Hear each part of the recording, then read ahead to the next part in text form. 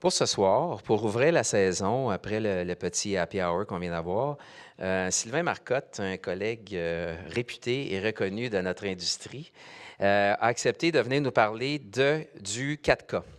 Alors, Sylvain est directeur de projet chez Miranda, mais il s'occupe aussi beaucoup de veille technologique. Puis le 4K, c'est un des dossiers qui suit avec intérêt. Il représente Miranda sur des mandats importants, comme par exemple au IBC. Sylvain fait aussi des webinaires.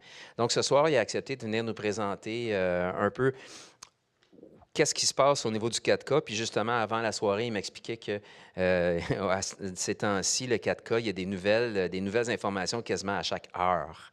Donc, je pense que ça va être fort intéressant. Puis pour les gens qui sont un peu plus techniques dans la salle, bien, je pense que vous allez être bien servis. Alors, mais sur ça, je laisse la parole à Sylvain, puis bonne soirée. Merci. Bien, bonsoir tout le monde. Bienvenue à cette soirée sur le 4K.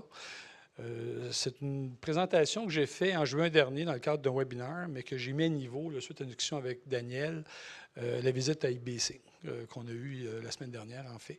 Donc, il y a pas mal d'informations techniques puis des informations un peu plus à jour, malgré que de ce temps-là, comme Daniel disait, c'est une cible mouvante qui bouge très rapidement dans certaines parties du monde. Donc, ce soir, ce qu'on va faire, on va parler de qu'est-ce que c'est le 4K. En passant, mon langage, c'est le franglais. La présentation est en anglais, puis j'ai un langage où j'utilise beaucoup de termes anglophones, fait que, désolé. Donc, on va parler qu'est-ce que c'est le 4K. Comment le 4K peut... Oh, excusez-moi. Je savais que je ne voulais pas avoir l'écran du présenteur ici. OK, donc on va parler de qu'est-ce qu'est le 4K.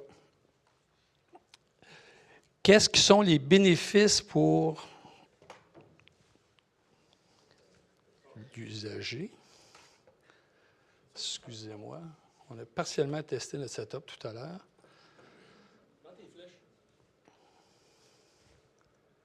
Bon, voilà. OK. Donc, qu'est-ce que le 4K? Comment le 4K va bénéficier aux viewers, aux téléspectateurs? Pour les gens qui sont plus techniques, où est-ce qu'on en est avec les standards? Parce qu'une technologie qui émerge, éventuellement, ça prend des standards pour que tous les équipements, la chaîne, à partir de la caméra, aller jusqu'au consommateur, que tout ça, ça se parle, que ça puisse s'échanger les images, dans notre cas. Quelles sont les technologies qui sont requises pour pouvoir livrer au consommateur? Le roadmap du 4K pour aller à la maison aussi. Il y a des technologies qui existent, il y a des façons de faire. Puis la chaîne entre la caméra et le téléspectateur est assez longue. Il y a beaucoup d'endroits où c'est que ça prend des technologies. Puis, s'il reste du temps, on aura des questions et des réponses. Peut-être des réponses. Donc, on va commencer avec qu'est-ce que c'est le 4K. Donc, OK. Un des problèmes dans l'industrie actuellement, c'est que selon à qui on parle, le 4K peut apporter plusieurs noms. Okay? Aux gens des CA, on appelle ça du Ultra HD. Du côté de d'autres individus, ils appellent ça du Quad Full HD ou du QFHD. On trouve chez ITU du Ultra High Definition.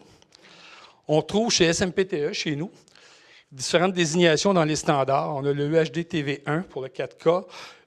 On a les systèmes 2160p qui donnent le nombre de lignes verticales. On a du 2160p 60 pour les applications plus de télévision. On a aussi le UHD TV2 qui décrit ce que le 8K va être. On a aussi chez EBU d'autres désignations, UHD TV-1 et UHD TV-2 qui précisent les formats pour le 4K et le 8K. Et on a aussi des fabricants qui, eux, ont décidé d'après ça tout simplement du 4K. Okay?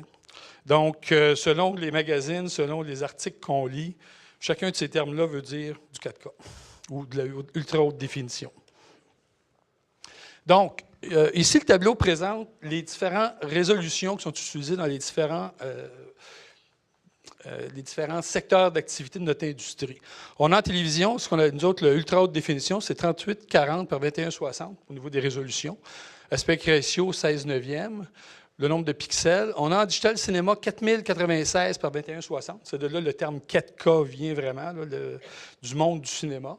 On a différents aussi dans le cas du DCI, le 4K, les formats cinémascope. On a 4096 par 1714 qui sont des formats un petit peu plus hauts, plus cinémascope. Fait que chacun, dans le monde du cinéma, il y a plusieurs variantes. Tout le monde appelle ça du 4K, mais ils ont tous des variantes dans leur format. Okay? Nous, pour notre industrie à nous autres, le chiffre magique, c'est 3440 par 2160. C'est ce qui donne la résolution du 4K ultra haute définition à l'intérieur des équipements broadcast et de la télévision. Donc, évidemment, 3840, 2160, fait que c'est vraiment du quad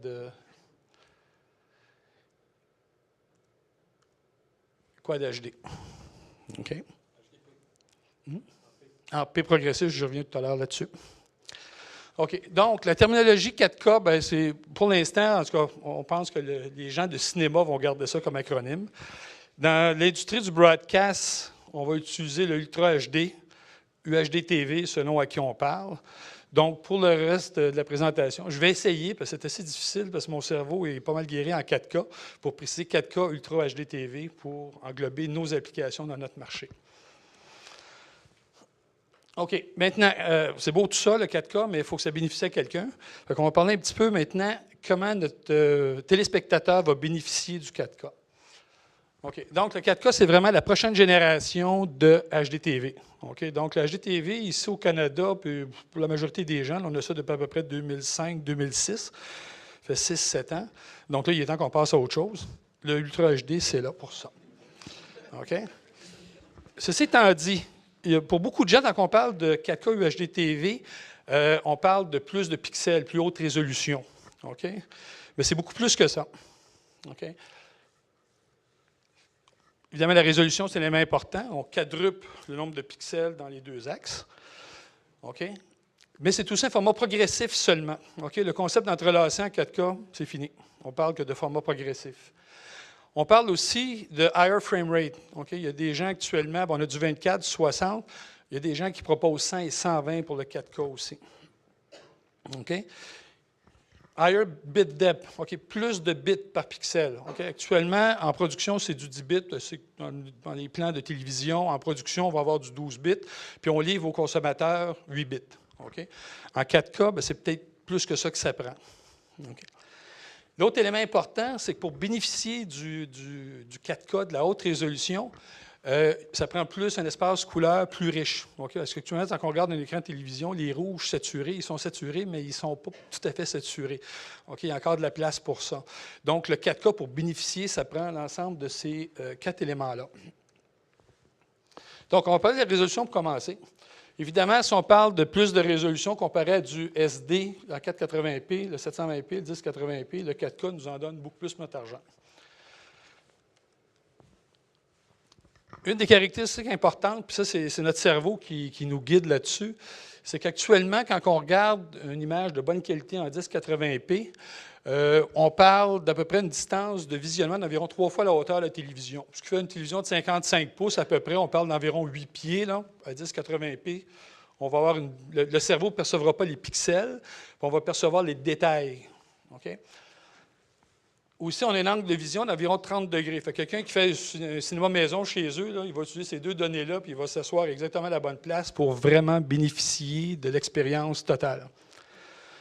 En 4K, bien là, on peut réduire notre distance entre la télévision. Ça veut dire de passer 1,5 fois à la hauteur de l'écran. Donc, ma 55 pouces maintenant, en 4K, là, je pourrais m'approcher à 4 pieds de la télévision. Je l'ai essayé avec ma douce, celle-là, puis elle m'a fait clairement comprendre que ça ne fonctionnera pas. Et l'autre chose importante aussi, c'est le 61 degrés qu'on va aller chercher, ou à peu près 61 degrés, d'angle de visionnement. Et ça, c'est extrêmement important parce que notre cerveau, là, il est habitué de voir des choses beaucoup plus larges. C'est la façon qu'on perçoit les choses. Donc, cet élément-là va faire que du point de vue de la perception, on va être en mesure de vraiment aller chercher une expérience beaucoup plus immersive. Okay, d'aller chercher la sensation de réalité, que voir les objets, d'être presque présent dans l'action. OK? Et ça, c'est, excusez, pour le téléspectateur, ça va être vraiment quelque chose de particulier. Si vous allez dans les maisons Sony actuellement voir les télévisions, vous regardez à des distances conventionnelles, vous n'aurez pas tout le bénéfice. C'est vraiment, il faut rapprocher puis diminuer notre distance par deux qu'on est habitué. Donc, ici, on a notre famille qui va pouvoir augmenter la TV ou se rapprocher. On a le choix, une question de budget. Chez nous, le choix est clair, on va se rapprocher. OK. Une chose aussi qui est intéressante, ce tableau, je n'irai pas dans le détail, mais ça donne à peu près les distances que, selon la grandeur d'écran et la distance qu'on a entre nous et l'écran, où est-ce qu'on arrête de percevoir une différence, où est-ce que notre cerveau, à un moment donné, là, il ne voit plus la différence entre les sources. Donc, on peut voir que le 4K, dans les sweet spots là, du 50 pouces à 80 pouces, à 10 pieds, là, c'est vraiment champion. Là. Après ça, on ne voit pas la différence. OK?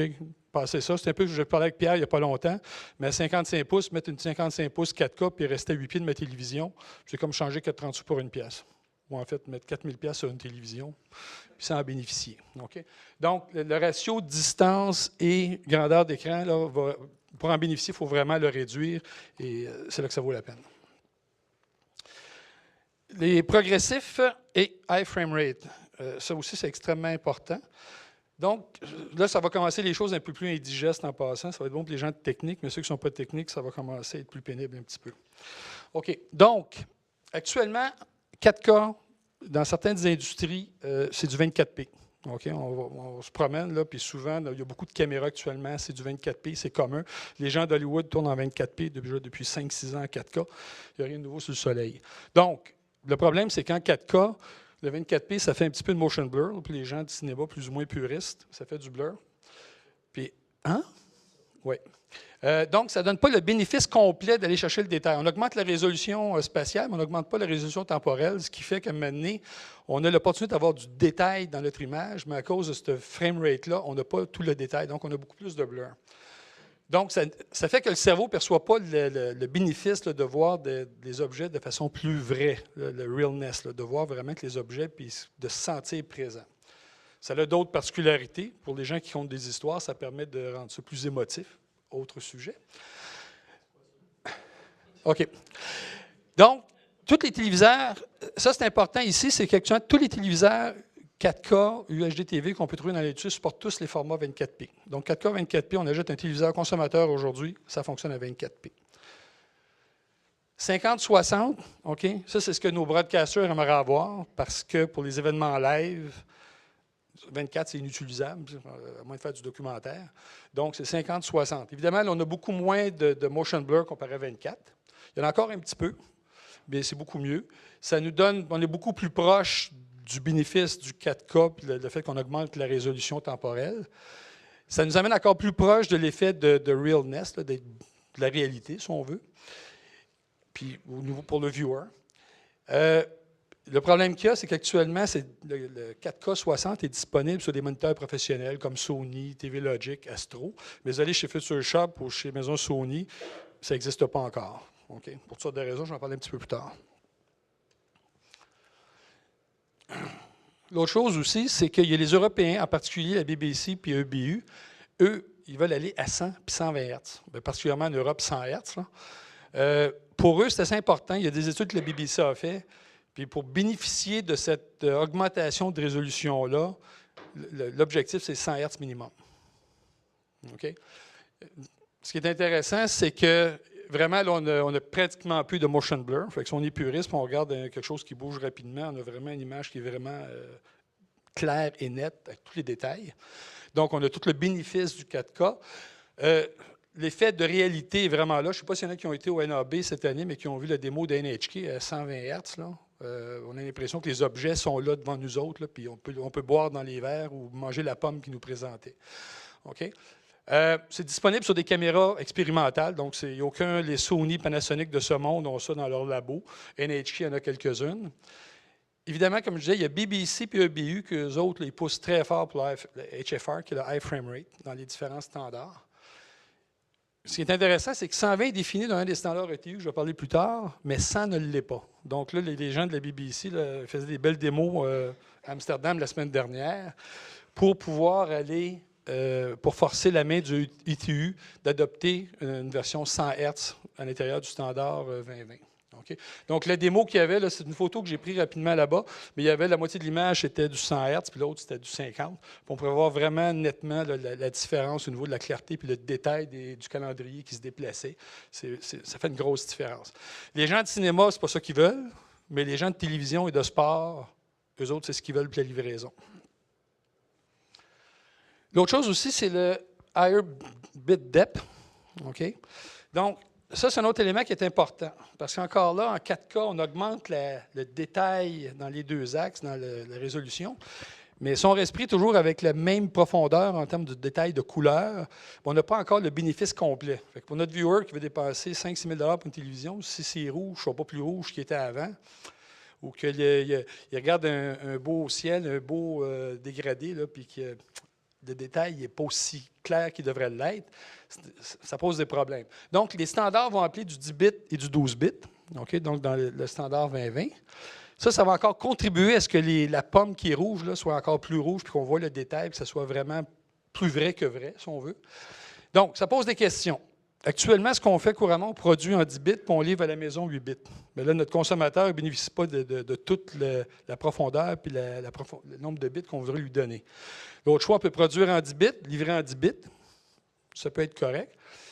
Il y a peut-être une autre opportunité pour les gens de télévision, puis les manufacturiers comme chez Miranda, peut-être fournir des équipements, produire en 12 et livrer à 10 à la maison. Okay? Encore là, c'est des questionnements. Il y a des discussions dans différents forums, différents groupes de travail. Qu'est-ce qui va être le mieux? Okay? Peut-être que dans 3 ans ou dans 4 ans d'ici, on va pouvoir avoir du SDI à 12 bits qui va permettre d'avoir la qualité pristine, la qualité haut de gamme à la station de télévision. Puis dans la chaîne, ça va finir 10 bits chez le consommateur. Okay? Et l'autre chose aussi, une des discussions qu'il y avait à IBC, en fait, la semaine dernière, il y avait une démo d'un des organismes européens qui était l'High Dynamic Range. Pour ceux qui font de la photographie, ils savent de quoi je veux parler. Le 4K permettrait d'aller, puis encore là, ça dépend des displays. Hein. Si on n'a pas les displays qui supportent ça, ça ne va pas bien. Mais ce serait une autre façon, encore là, d'augmenter l'expérience du téléspectateur. Et un autre élément important, c'est le color space. J'ai parlé tout à l'heure un petit peu des bits là, de 10 versus 12. Un des éléments au niveau du standard, pas 2002, mais 2020, on va corriger un petit peu plus tard, c'est le gamut qui est beaucoup plus large. Actuellement, le gamut 709, là, qui est l'espace couleur qu'on peut voir sur un téléviseur, puisque nos caméras et notre chaîne de production nous donnent, c'est le triangle qui est ici. La nouvelle norme proposée pour le gamut Ultra HD, il est beaucoup plus large, comme on peut voir. Okay? Ce qui fait que les rouges vont être encore plus saturés qu'ils n'ont jamais été, les verts aussi, puis les bleus un petit peu plus aussi. Okay? Donc, la reproduction couleur pour le téléspectateur puis pour les gens de production, les gens de cinéma sont pas mal contents de ça. Par contre, ce n'est pas gagné. Okay? Ça permet évidemment de donner l'élément de realness, d'encore ma pomme qui est encore plus rouge puis qui a les bonnes couleurs. Dans les issues actuellement, c'est que ce n'est pas supporté par les displays et les caméras. Okay? De la chaîne téléviseur aujourd'hui, il n'y a personne qui fait encore des télévisions et des caméras qui supportent ce color space-là. Donc, il va y avoir besoin pour faire de la conversion pour les produits de Legacy, donc prendre des productions HD aujourd'hui, les convertir pour aller dans le nouveau Color Space 2020 ou éventuellement avoir des productions en 2020 pour les reconvertir en 709 pour les chaînes SD. Fait qu'il va y avoir des opportunités d'affaires pour des gens comme Miranda ou autres, ou les gens d'Aris aussi. Donc, ça va être assez intéressant. Ceci étant dit, les conversions de Color Space, à cause de la grosse différence qu'il y a ici et là, parce que quand on a passé de 601 à 709, il y avait des petites différences. C'était pas si pire que ça, les équipements ont pu le corriger. Mais là, c'est assez important, les différences qu'il y a là. Ce ne sera pas facile pour le faire correctement. Et aussi, bien là, on avance dans un mode. Quand on a passé au HD, tout a passé à 709 à peu près au jour du HD. Dans le cas du 2020, on risque d'avoir pour 1 an, 2 ans, 3 ans des équipements avec l'ancien Color Space, puis des nouveaux équipements qui vont arriver avec le Color Space moderne. Ceci étant dit, ce qui est proposé actuellement, il y a des gens qui travaillent d'avoir un gamut metadata. C'est-à-dire qu'à la production, tu mets le metadata de production, tu l'envoies dans la chaîne, puis le gars qui l'affiche, il regarde, lui, moi j'affiche en 2020, OK, donc je vais appliquer un processing approprié, j'affiche en 709, je vais appliquer le processing.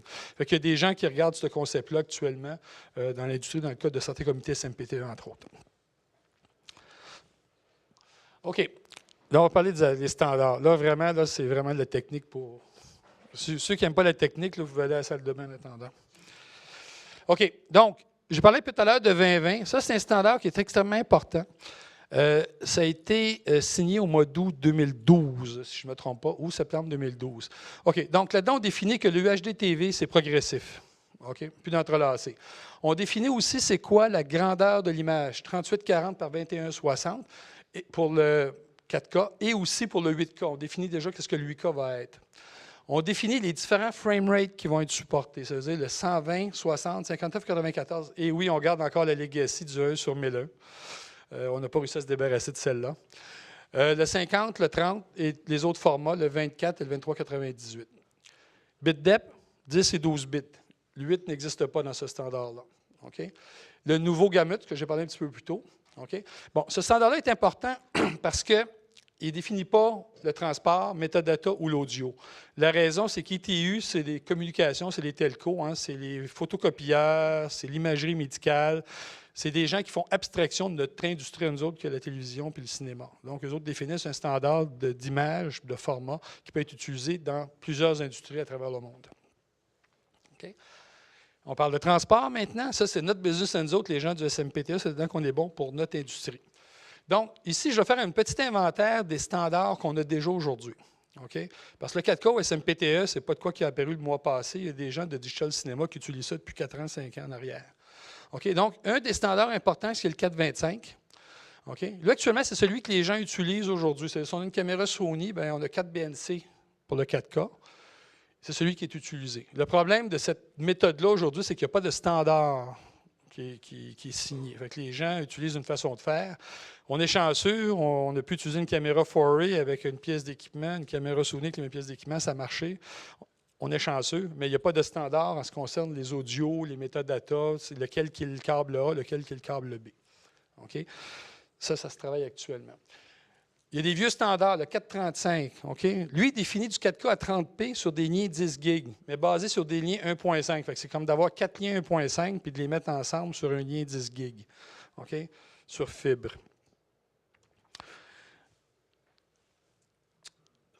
Une petite chose, c'est ça. OK.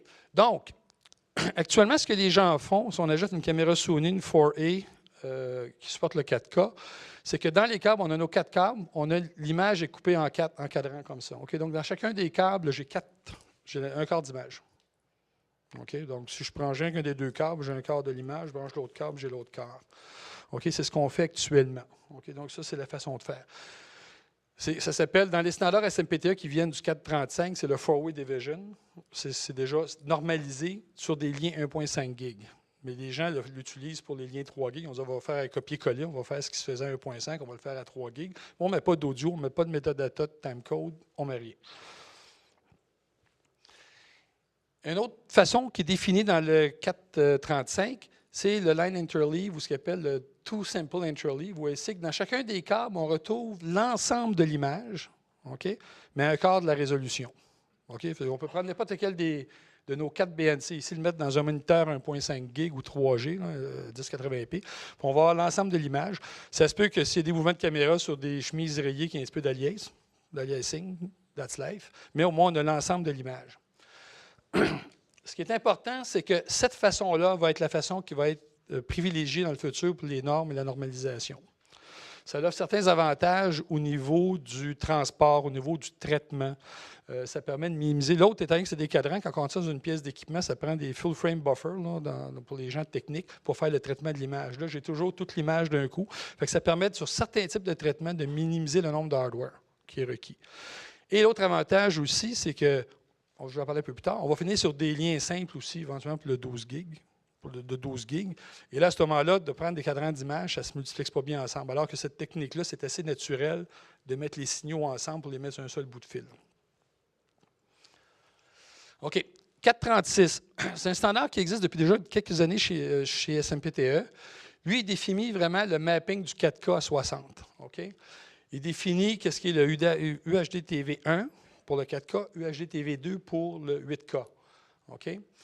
Il est présentement sous revision actuellement pour adapter au 2020, qui lui spécifie aussi les frame rates et particulièrement le color space. Parce que le color space du 2036, c'est le color space du 709, donc l'ancien Color Space qui était utilisé. Donc, la mise à niveau va inclure le nouveau Color Space. 2036, qui est maintenant avec les SMPTE, pour ceux qui connaissent un peu les standards, il y a des suites. On a le Dash 1 qui est une partie du document. Puis on a le Dash 2 qui donne un peu plus, Dash 3. C'est maintenant la nouvelle façon de découper des standards plutôt que d'avoir plusieurs standards avec différents numéros. Donc, on a le Dash 3 de la même suite qui, elle, nous dit comment transporter notre 4K60. Dans le cas présent, cette norme-là est assez vieillotte, malgré que le chiffre qui a l'air bien récent, mais c'est des multilinks 1.5 gig, parce que quand c'était fait, le 3 gig n'était pas là encore. Okay? Donc, pour transporter notre 4K à 60p, ça prend 8 liens 1.5 gig pour les transporter. Fait que pour les équipements expérimentaux de NHK, c'est correct. Pour les gens de Digital Cinema qui ont été dessinés avec une ou deux pièces d'équipement, ça marche bien. Mais dans une station de télévision, 8 liens, ça n'a pas de bon sens. Okay? Il y a le 2048, lui, c'est un standard qui donne les contraintes du 2036, mais pour les applications de Digital Cinema. Donc, il donne le 2048 puis 4096 pour les rasters. OK. Ce qui s'en vient. Au SMPTE, il y a le travail sur le 6 gig. OK? Pour ceux qui ont été NAB ou qui suivent un petit peu ça, on a du 1.5, on a du 3 gig pour le 1080p 60. Il y a déjà des équipements qui marchent à 6 gigs. Okay? 6 gigs, ça supporte le Ultra HD à 4K, 24p ou jusqu'à 30p. Okay? Donc, pour les gens qui font du documentaire, du cinéma, il y a un manufacturier, pour les nommer Blackmagic, qui ont un écosystème complet alentour du 6 gigs. Mais eux, leur business, c'est les gens de production, c'est du 4K à 24p et à 30p. Donc, ça va bien dans leur écosystème à eux autres. Donc, ce n'est pas normalisé encore. Fait que là, il y a peut-être des chances de prendre un produit de Blackmagic d'aujourd'hui, le brancher avec un produit d'un tiers éventuellement, puis il y a peut-être des petits problèmes d'interopérabilité. Fait que le SMPTE est en vitesse grand V actuellement pour travailler ce standard-là. Ce qui est dans le pipe aussi, il y a les standards 12 gigs. Okay? Parce que nous autres, dans notre rêve les plus farfelus, ce n'est pas 4 câbles qu'on veut traîner alentour de la bâtisse ici, c'est d'entraîner un seul, soit sur cuivre ou sur fibre. Donc, à ce moment-là, il y a un standard 12 gigs aussi qui va suivre le 6 gigs. Okay? Donc, tout à l'heure, quand je parlais des liens qui peuvent être embeddés ensemble, bien, le Line Pixel Interleave a l'avantage qu'on peut prendre du multilien, puis les imbriquer un dans l'autre et de tout monter la hiérarchie. Puis, à chaque fois qu'on fait ce concept de ce qu'on appelle le gearbox, ça ne coûte pas cher. Okay? Donc, c'est une des raisons pour lesquelles le Line Pixel Interleave va être la façon du futur, si on veut, d'ici la prochaine année, je dirais, pour transporter. Puis évidemment, on pourrait parler, spéculer, pour le 24 gigs pour des applications de type 8K et plus. Il y a 48 gigs aussi qui peuvent venir dans la même suite. Pour les gens de cinéma, le 12 gigs ne réglera pas tout. Dans le cas du 422 4K, la 422, 12 gigs, c'est correct. Mais si on veut faire du 4K 60p 444, c'est pas assez. Okay, donc, le 24. Donc, il y a déjà des gens qui commencent à se pencher et à essayer de voir un petit peu plus loin pour ces standards-là. Dans le futur, aussi, ce qu'on pourrait avoir du côté du SMPTE, c'est aussi le 4K sur IP. Okay? Il y a des gens qui se questionnent, plutôt que de continuer avec le SDI comme interface privilégiée, pourquoi ne pas utiliser du IP non compressé? Donc, utiliser des liens 25 gigs ou 40 gigs IT ou des liens 10 gigs, d'en pairer quelques-uns ensemble. Ou de mettre de la vidéo 4K compressée, légèrement compressée sur des liens IP. Donc, il y a du travail à faire de ce côté-là encore, mais ça va être plus un petit peu pour le futur. OK, donc, ce qui est important à se rappeler de toute la suite des standards, c'est le 425, particulièrement le 425-5, qui devrait être fini d'ici la fin de l'année, qui, lui, va normaliser les 4 liens. Okay? En Line Pixel Interleave, audio, payload ID, timecode, tout ce qu'on a de besoin pour que ça marche dans nos infrastructures. Et la mise à niveau du 2036 pour le volet Color Space. OK. Un document qui a été publié durant IBC par la SMPTE, qui est un document, je ne suis pas sûr que c'est disponible à tous, je pense que c'est disponible à tous les membres. C'est un rapport qui a été produit depuis un an et demi que les gens de la SMPTE, des comités techniques, travaillent. C'est vraiment un inventaire des standards à partir de la food chain, de la caméra, aller jusqu'à la maison ou presque. Des différents standards qui existent déjà. Qu'est-ce qui est requis pour que l'écosystème UHD TV 4K puisse voir le jour et que ça soit sérieux comme business. Okay? C'est un document qui est assez informatif pour les gens qui veulent s'éduquer sur le sujet. Est-ce qu'il y a des questions, chauffeur, ou c'est pas pire?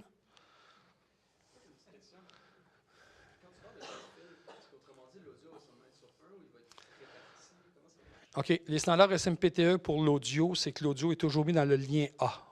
OK. Si tu as 32 canaux en 3G, si tu as besoin de plus, tu les mets dans le lien B. OK? C'est le tiret 5, le SMPTE-5, c'est ce que ça va faire. OK? Donc, un autre bout de standard qui est important, c'est ce que le CEA a fait, le Consumer Electronic Association. Ça, c'est les gens qui donnent les standards pour nos téléviseurs. Okay, c'est quoi les interfaces, le nombre de pixels et tout ce qui va pour l'interface au téléviseur. Et les set-top box, parce que ça, la télévision n'a pas de set-top box. Là. Donc, pour l'analogique. Donc, le numérique aussi, c'est vrai. C'est vrai. Donc, le CA 861-F. Le 861, pour ceux qui ne sont pas initiés, c'est un standard qui date déjà depuis longtemps. Ils sont rendus à F, ils ont commencé à A, mettons, il y a à peu près 7-8 ans. Ça définit le nombre de pixels qu'il y a sur une ligne selon les frame rates, les différentes résolutions. Puis quand on parle de résolution ici, là, on parle de résolutions qui partent de 640, 480, puis qui vont jusqu'à 4K présentement avec ce standard-là. C'était publié il n'y a pas tellement longtemps. Ça, c'était au début de l'été que ça a été fait. Donc, ce standard-là définit vraiment qu'est-ce qu'est le 4K, 3840 par 2160 avec les différents frame rates, et supporte aussi 4096. Ces gens-là disent, il y a peut-être des vendeurs comme Sony ou Panasonic qui vont décider de faire des displays ou des téléviseurs qui vont être 4000 pixels de disponibles. Donc, ils ont déjà normalisé le lien qui devrait lier le set-top box et le téléviseur. Non, il est là. Non, il devrait être là, il ne rentrait pas sur la ligne. Mais c'est tellement, on parle toujours de 60, là, mais là, sur Mélun, en Amérique du Nord, c'est un given, là, on est prêt avec ça. Donc, le 59,94 qui manque et le 23,98. Donc, ce qui est intéressant, c'est que cette norme-là va aussi supporter le BT 2020, okay, qui est le Color Space, le White Gamut. Et une particularité, supporte du 4.2.0. OK? En sampling mode. La raison de ça, c'est qu'il y a des équipements de Legacy dans le champ qui, pour faire du 4K à 60, en 4.2.2, dans un lien HDMI, ça ne marche pas. Donc, ils proposent de pouvoir le faire avec un 4.2.0. Fait qu'on enlève une coupe de bits. Puis là, bon, ça va passer dans le tuyau qui était là avant. OK? En fait, c'est plus 8, 10, mais toutefois. Et ça, c'est intéressant parce qu'il y a déjà des gens de Sony qui ont annoncé ça. Quand on regarde la brochure d'une nouvelle caméra Sony dernièrement, c'est un des modes qu'ils supportent, c'est celui-là, qui fait que ça va marcher avec certains téléviseurs de Legacy qui ont des interfaces 1.4. Je vais en parler un petit peu plus tard après. Pas trop technique, j'espère. On est correct? OK. Donc, une autre norme qui est importante dans notre industrie pour nos clients, nos téléspectateurs, c'est l'HDMI. Okay? C'est incontournable. Il faut brancher le set-top box ou le Blu-ray avec le téléviseur. Donc, actuellement, la norme, la dernière saveur, c'est du HDMI 1.4. C'est ce qu'on trouve à peu près sur les équipements qu'on peut aller acheter dans les magasins. Cette norme-là supporte le 4K, UHD TV, mais 24p. Okay? Ou 30p, jusqu'à sa limite. Okay? Donc, c'est un problème. Vous allez acheter une télévision Sony aujourd'hui, ou Panasonic, ou LG. Bien, dans un an d'ici, vous essayez de brancher un set-top box avec du 60 dedans, bien, ça ne marchera pas. OK? Sauf que les gens de Sony, LG, Panasonic ont déjà fait toutes des annonces qu'il y aurait des plans de mise à niveau des téléviseurs pour les early adopters. Donc, ça a été annoncé et ça va se faire là, dans les prochains mois. OK? Ceci étant dit, HDMI 2.0 a été annoncé officiellement il y a environ 3 semaines à IFA en début septembre à Berlin, je crois que c'était. Donc, ça règle notre problème du court terme. On fait du 4K jusqu'à 60p, 24 bits par pixel. Fait qu'on peut faire du 444, du RGB, on peut faire du YCBCR en 444, donc c'est correct. Ceci étant dit, on ne pourra pas faire du 10 bits par canal ou du 12 bits dans ce format-là. Il y a déjà des plans pour un HDMI 2.1, 2.2, 2.3 pour ajouter ce que celui-là ne pourra pas faire. Bonne nouvelle, c'est les mêmes câbles, les mêmes connecteurs. Donc, c'est une façon, dans le roadmap pour les consommateurs, quelqu'un qui a acheté un câble de bonne qualité ou des câbles, ça va être les mêmes, ce qui est déjà ça de gagner. Puis, on augmente le bandwidth à 18 gigs. Là. Ça va prendre les bons câbles, mais ça va marcher. OK?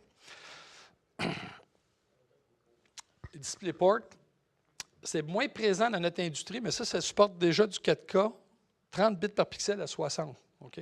Donc, quelqu'un qui voudrait livrer dans un téléviseur aujourd'hui 4K, 10 bits RGB, donc pas mal bonne qualité, à 60p, DisplayPort 1.2 le fait. Le seul problème, c'est que dans l'industrie de la télévision, personne n'utilise ça. Ça se retrouve sur les PC particulièrement, cette technologie-là. OK. Donc, là, on va parler un peu plus des différentes technologies pour que le 4K là, puisse à quelque part apparaître chez nos téléspectateurs. Dans le temps, on n'est pas pire. Une bonne nouvelle, il y a une pause qui s'en vient bientôt, là. OK. Donc, pour livrer à la maison, on a besoin de codecs. OK? Donc, on a des standards éventuellement pour les diffuseurs, on a des caméras. Maintenant, il faut distribuer. Donc, actuellement, ce que les gens font pour la distribution, ils vont utiliser du H264, donc du MPEG-4, pour du 4K à 60p, dans des débits, là, selon les technologies choisies, on peut aller jusqu'à 200 mégabits. Il y en a qui vont un peu plus haut que ça. Okay? C'est déjà utilisé actuellement pour de l'expérimentation. Okay? Des gens prennent 4 encodeurs Atemi ou Ericsson, là, ils mettent un petit peu de duct tape, puis des tarapes, et une coupe de bouts de fil, puis ils utilisent ça pour encoder du 4K. Il y a plusieurs expérimentations actuellement en Amérique du Nord et en Europe particulièrement qui font ça, pour de la contribution. Okay? Donc, dans un événement sportif, vous avez un camion de production, tu mets 4 encodeurs, tu t'envoies ça au satellite, de l'autre côté, tu as une station de réception avec 4 décodeurs. Ce n'est pas la fin du monde, ce n'est pas comme livrer au consommateur. Pour des événements sportifs, ça se prête bien à ça. Ou livrer dans des salles de cinéma. Hein. Quelqu'un pourrait livrer ça dans des salles de cinéma avec une technologie comme celle-là. Monsieur Arcan? Oui. Non, ce qu'on m'a expliqué, c'est le toolset H264. Quand les encodeurs sont linkés ensemble, ils se partagent l'intelligence pour les macro-blocs. Donc, j'ai vu des démos sur des écrans assez grands, puis on ne voit pas de petites barres. Comme il y a déjà eu dans le début du HD, pour ceux qui n'étaient pas là, les plus jeunes, le HD a commencé comme ça. C'était des encodeurs MPEG-2 qui étaient duct-tapés ensemble, puis on voyait souvent des barres. Mais le MPEG-4 permet de faire ce trick play-là sans que ça se voit. Donc, l'autre codec qui est important, qui est assez récent, qui a été signé quelque part en début de cette année, c'est le HEVC ou le H265. Lui, dans sa nature, il est déjà prévu jusqu'à 8K 120 Hz. Okay? Donc, c'est une bonne nouvelle. Il y a des choses qu'on ne saura pas refaire dans les 6 prochains mois. La première révision, comme je disais, c'est sorti cette année, donc c'est un standard qui est relativement récent. Il y a beaucoup d'implémentations software qui existent à l'heure qu'on se parle. Si vous faites des recherches sur le web, là, il y a plusieurs vendeurs qui ont déjà des librairies logicielles pour faire des tests, expérimenter ça. Il y a des plateformes de démo sur DSP, FPGA pour les manufacturiers. Donc, déjà, le standard, c'était long avant qu'il soit estampillé, mais il y avait déjà beaucoup de gens qui étaient impliqués puis que les travaux de recherche et d'implémentation avaient déjà commencé depuis les 2-3 dernières années.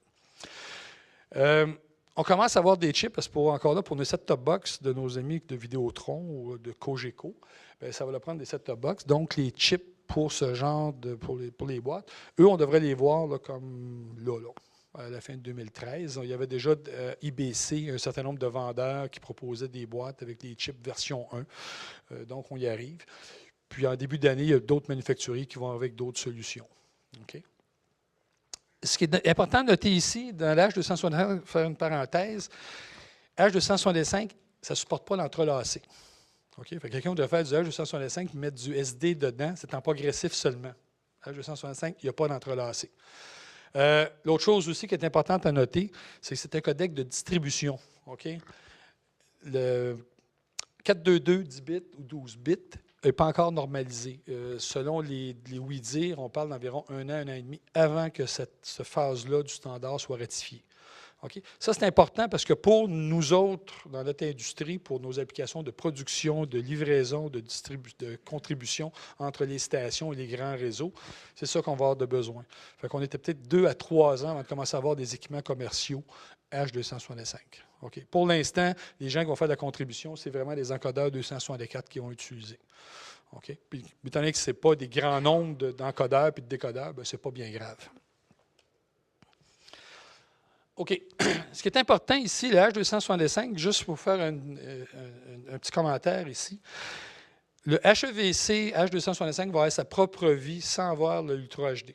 Okay? Parce que ça va être utilisé pour des téléphones, des plateformes PC. Il y a un paquet de monde qui regarde ça parce que c'est scalable, ça ne se dit même pas. Pour aller sur des téléphones, on réduit de 50 %, fait que ça devient intéressant pour les gens de Bell pour livrer de la vidéo pour le web ou autre. L'inverse n'est pas vrai. le succès de la Ultra HD 4K pour la livraison au consommateur a besoin du H265. OK? Donc, ce qui est important, c'est les économies en termes de bits. Fait que le tableau qu'on a ici nous donne à peu près les économies en bits qu'on peut faire. OK? Donc, si on compare du HEVC avec du H264 AVC, ce qu'on fait à peu près aujourd'hui, on parle d'environ une économie d'une amélioration de 35 OK? Ce qui n'est pas négligeable. Ça, c'est avec les technologies d'aujourd'hui et les premières implémentations du HEVC. Les experts disent que ça devrait aller jusqu'à 50 mais que ça soit à maturité, dans peut-être 2 ans ou 3 ans.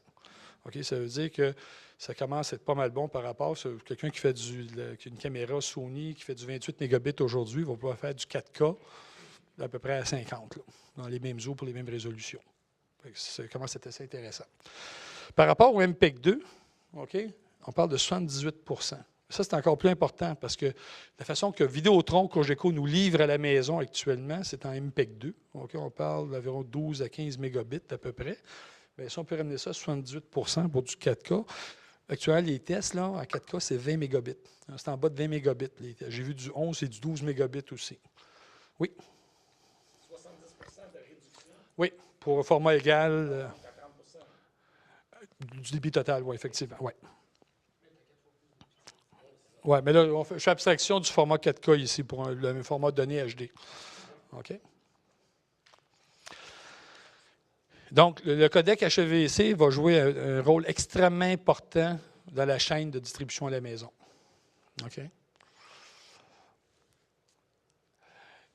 SDI.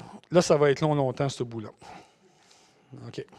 Parce que les scénarios, là, ici, je parle de différents scénarios. En fait, je te parlais de mon expérience avec Michel aujourd'hui. Pour ceux qui ne connaissent pas Michel, Michel, c'est un ancien gars de chez Miranda, puis c'est le king des PowerPoint. Sans commentaire.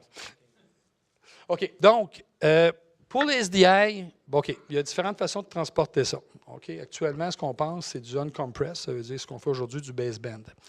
Donc, dans les façons de faire, il y a 2 fois des liens 3G à 30p. C'est toujours utilisé dans des environnements de production. Il y a 4 fois des liens 3G à 60p. Ça aussi, c'est utilisé. Les caméras qu'on peut acheter aujourd'hui font ça. On peut aussi avoir du 6 gig 2160. Il y a des gens de Blackmagic qui le livrent, puis quelques autres manufacturiers, pour la production jusqu'à 30. En fait, plus précisément, actuellement, c'est des implémentations 24p qui utilisent ça.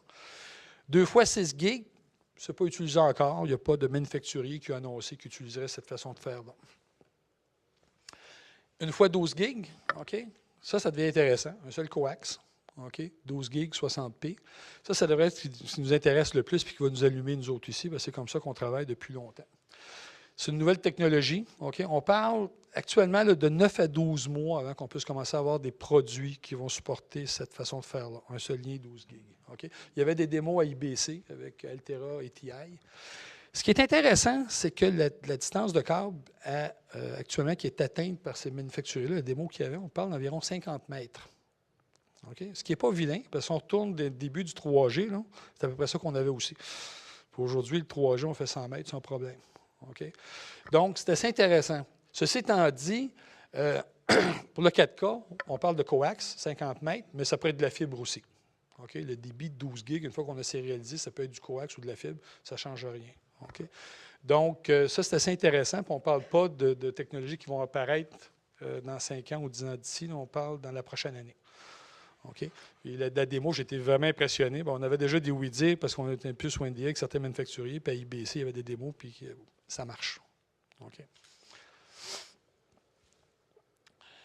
Donc, OK. Puis dans le cas, comme je disais, OK. Donc, ce que je disais aussi, il y a les 6 et le 24 gigs jusqu'à 120 Hz, qui pourrait être une façon de faire, mais ça, ce n'est pas là encore pour plusieurs années. OK. OK.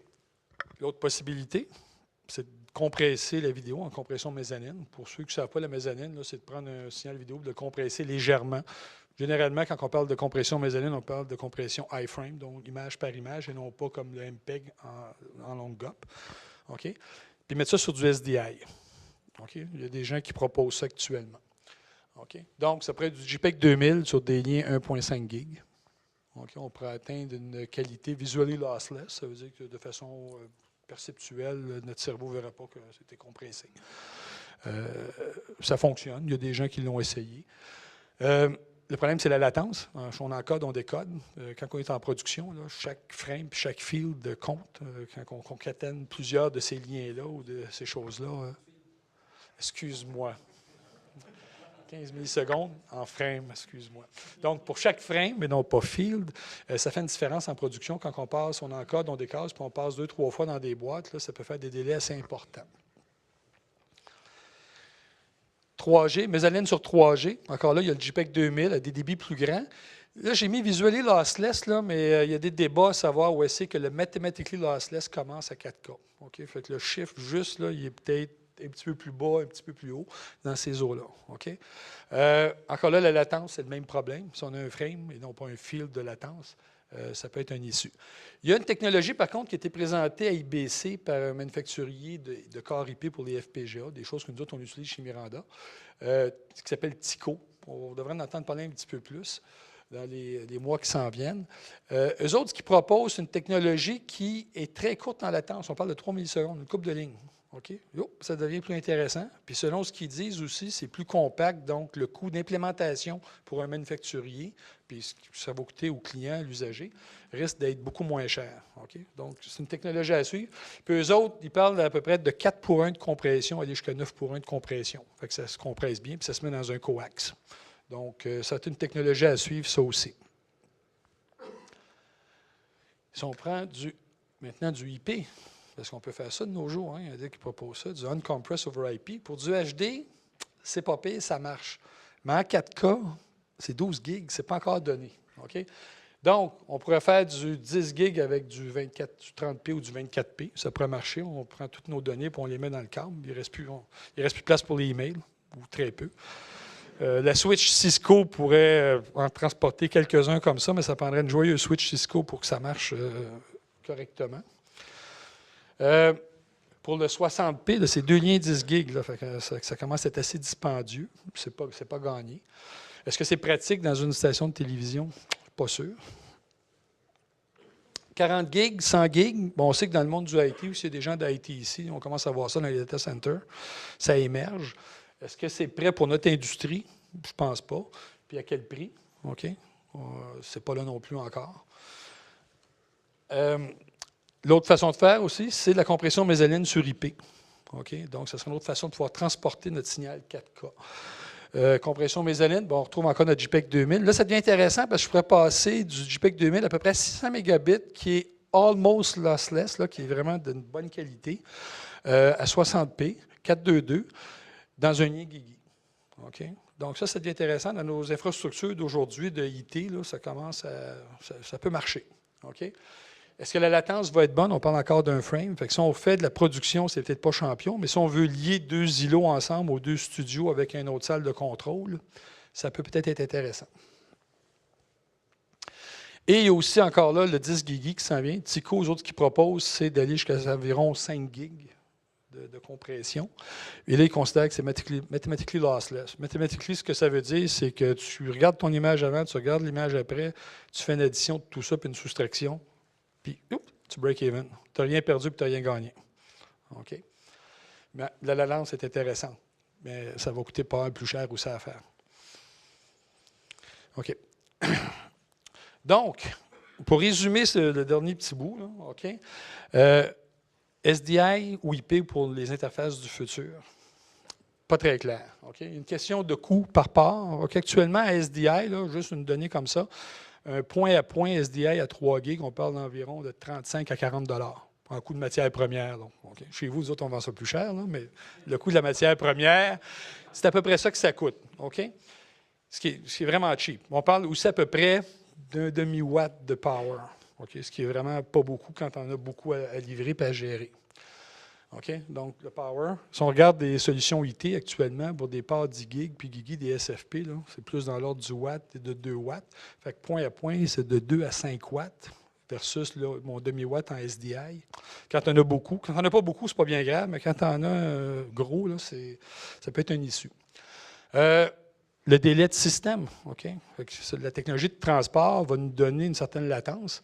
Puis encore là, si je fais du point à point, hein, je livre entre Montréal et Toronto, ça prend un frame ou un field pour le livrer. C'est pas la fin du monde, OK? Mais si je veux partir du Studio 42, aller au Master Control, puis revenir parce qu'il y a un live qui se fait, un duplex qui se fait, bien, un frame, 2 frames, 3 frames, 4 frames, là, maintenant, il y a quelqu'un qui ne pourra pas, ça ne marchera pas la discussion. OK? Donc, c'est des éléments qui sont importants. Donc, ce qu'on risque de voir, c'est vraiment un mix des technologies IP et SDI dans nos infrastructures. OK? Donc, des îlots probablement SDI qui vont être un peu plus petits, avec pour la caméra, pour les aiguilleurs de production, les multi-viewers, des choses qui sont vraiment dans une proximité et qui se branchent bien SDI. Puis il y a beaucoup, un nombre de ports assez important, donc le SDI va en bénéficier. Alors que l'IP va peut-être être meilleur pour lier les îlots entre eux autres. Okay? Donc les différents studios Master Control ou certains éléments à l'intérieur de la station, l'IP se prête peut-être bien à ça. Okay? Donc, il y a beaucoup d'activités de différents manufacturiers, puis aussi au niveau des standards. Quelle va être la meilleure direction pour le 4K? OK. Pause. Wow! Donc, on va faire une pause pas pire. Daniel, 10 minutes? 10 minutes? OK. Donc, 8h10.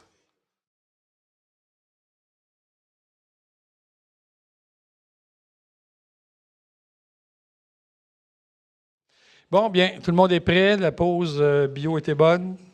Le lunch était bon, il y en avait assez, parce que des fois, Denis était un petit peu cheap.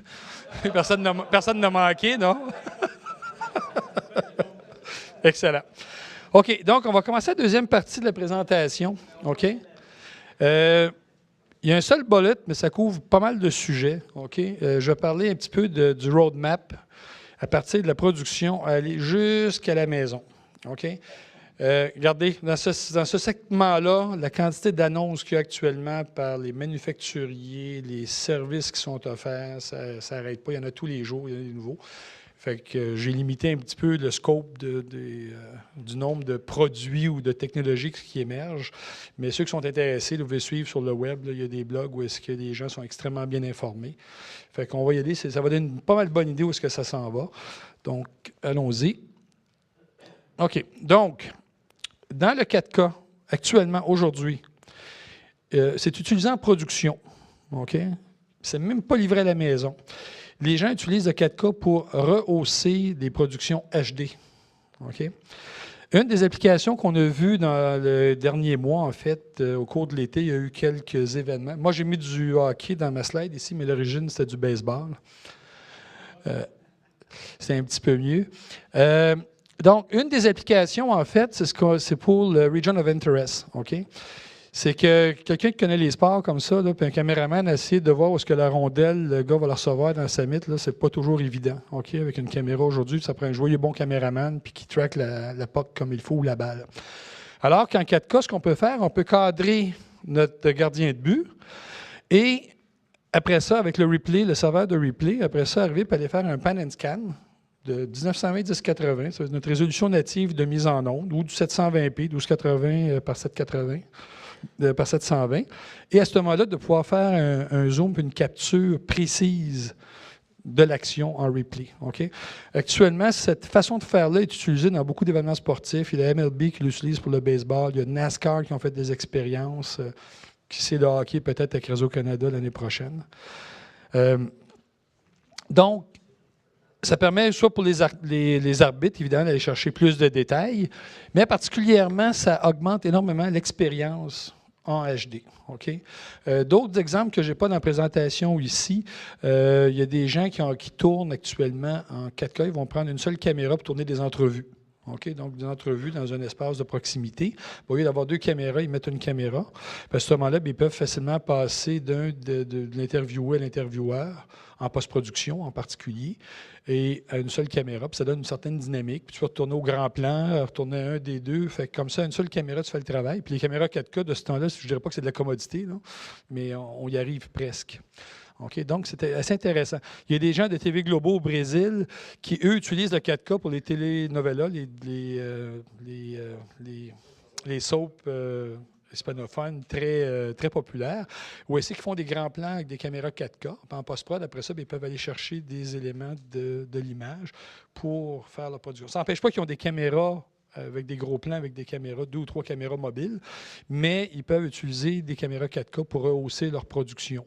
Il y a les gens de SNL Live, entre autres, qui, eux autres, utilisent pour tout ce qui est fait offline dans la semaine pour la Saturday Night Live chez NBC. C'est tout tourné avec des caméras Canon ou Red en 4K. Post-production 2K, mais tous les masters sont en 4K. Fait que ces gens-là, ils se préparent vraiment.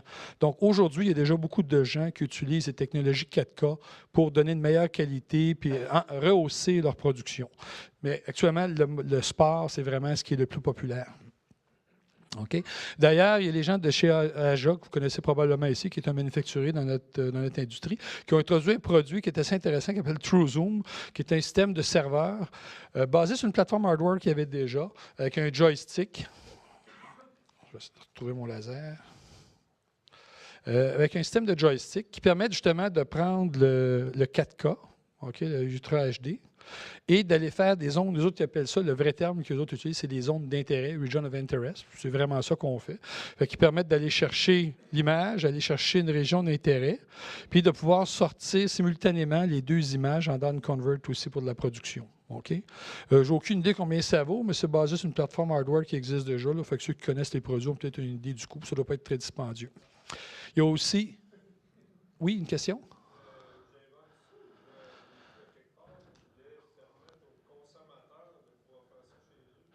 Je ne serais pas étonné. Dans toutes les visions consommateurs, il y a tellement de features qui sont...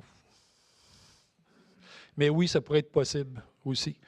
En tout cas, j'essaie de voir comment un consommateur moyen, c'est une game de hockey pour avoir son joystick, pour aller naviguer son 4K. Mais ça pourrait, oui.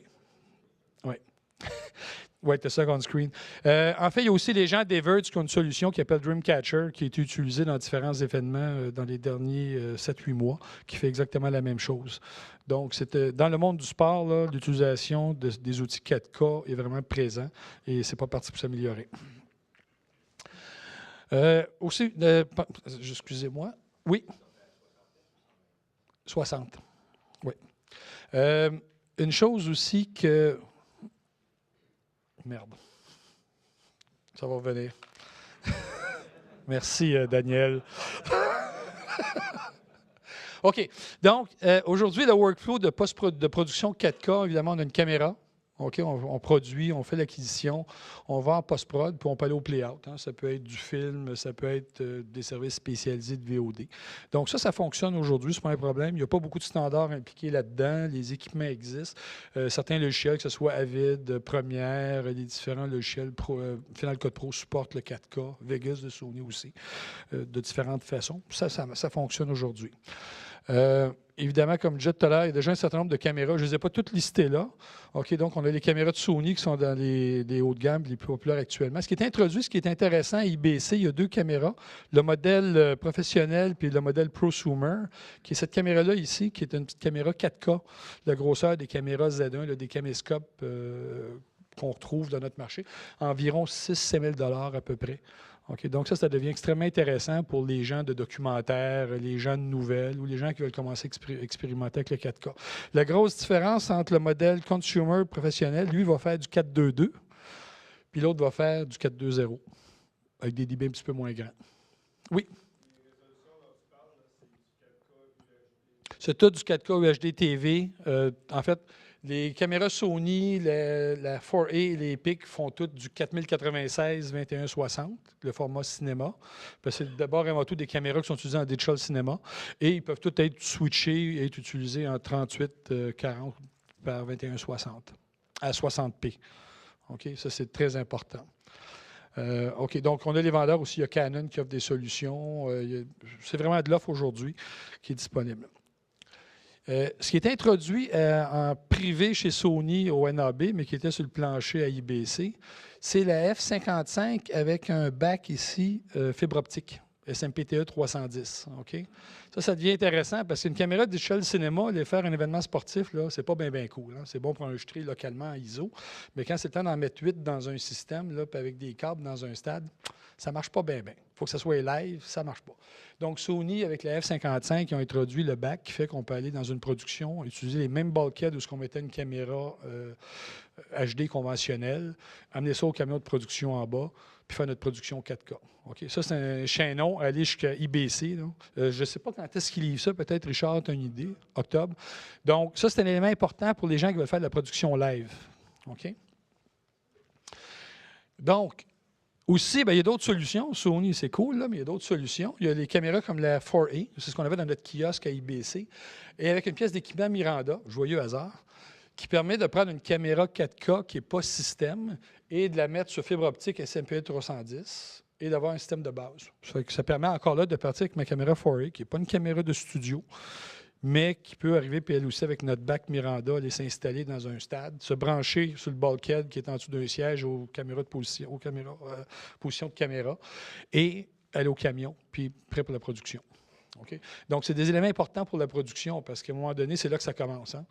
Donc, on voit qu'on va partir de la production plus offline, puis on va pouvoir commencer à faire de la production online assez rapidement.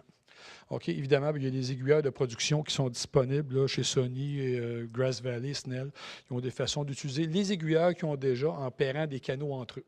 Okay? Donc, l'aiguilleur à 48 caméras devient maintenant 12 caméras. Okay, donc, il sacrifie un petit peu de la fonctionnalité, mais guess what? Ça marche. OK.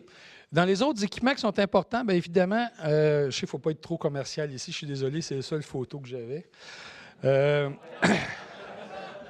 C'est un hasard. Hein? OK. Donc, évidemment, en production, on a nos caméras. Ça, c'est réglé, on les a. Les aiguillères, bien non, aujourd'hui, on parle de 4 liens HDSDI 3G. Ben ça, c'est correct. Chez Miranda, on a des solutions d'aiguilleurs. Il y a les Evertz en a aussi, Harris en a. Donc, les manufacturiers en ont. Nous, ce qu'on a fait chez nous, on a un bout de software qu'on a développé parce que d'avoir 4 liens, c'est cool, là, mais quand tu passes de la source 1 à la source 2, il faut s'assurer que les 4 liens suivent. OK, donc, on a développé un bout de code qui permet de ce qu'on appelle du coherent switching. Ça veut dire que les entrées sont syncées comme s'il serait une seule. OK, donc, quand on fait un cross-point, il y en a 4, mais physiquement, c'en est un seul. Et on s'assure de commuter exactement à la bonne place pour pas qu'il y ait de saut dans les images. Okay? Parce que si on saute, dans un routeur comme ça, il y a des gens qui vont utiliser des salvos, mais là, les salvos, tu ne sais jamais quand est-ce que la commutation va se faire avec ce qu'on a développé. Puis probablement que les autres manufacturiers ont la même technique aussi. Là. Il n'y a pas de grande magie là-dedans. Donc ça, c'est intéressant. Quelqu'un qui a déjà des routers, faire du 4K à 4 liens, ça marche déjà aujourd'hui. Donc, on a notre acquisition, on a notre router. Évidemment, ça prend de la glue un petit peu, hein, des DA. Ben, ce laser fait à 3G, ça existe déjà. Des DA, des FrameSync à 1080p, 60, ça existe déjà.